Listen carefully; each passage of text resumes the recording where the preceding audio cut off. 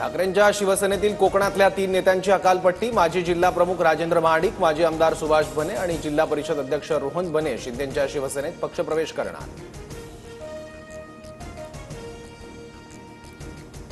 ठाकरेंचे कोकणातील एकमेव आमदार भास्कर जाधव नाराज असल्याची चर्चा। क्षमतेप्रमाणे काम करण्याची संधी मिळाली नाही हे दुर्दैव, जाधवांकडून खंत व्यक्त।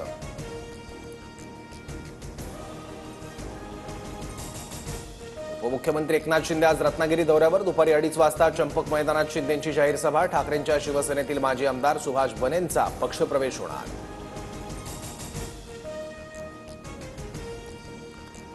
बीड प्रकरणावरून लक्ष विचलित करण्यासाठी षडयंत्र सुरू। धनंजय मुंडेंबाबतच्या भूमिकेवर बेठाम, आरोपींना फाशी होईपर्यंत मागे हटणार नाही।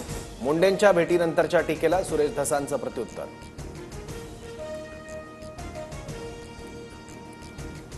ज्याच्यावर विश्वास ठेवला तेच आधुनिक फितूर निघाले। बीड हत्या प्रकरणातील आरोपी सोडून देण्यासाठी सुरेश धस मॅनेज झालेत।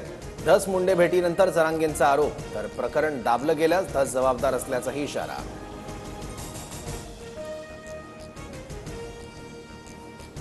पालघरचे पालकमंत्री गणेश नाईक 24 फेब्रुवारीला ठाण्यात जनता दरबार घेणार। भाजप संपर्क प्रमुख म्हणून ठाणेकरांच्या समस्या जाणून घेणार। शिंदेंच्या बालेकिल्ल्यात पक्षवाढीवर नाईकांचा भर।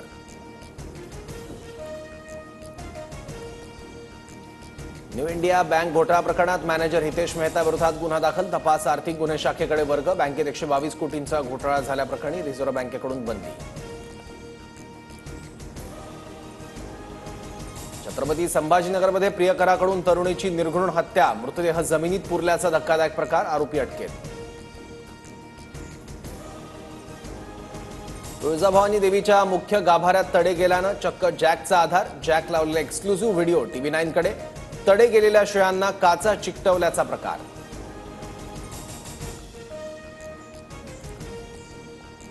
जळगावच्या सराफा बाजारात चांदी 98,300 रुपयांवर। चांदीच्या दरात 2 दिवसात 3,000 वाढ, तर सोन्याचे दर 86,300 रुपये प्रति तोळा।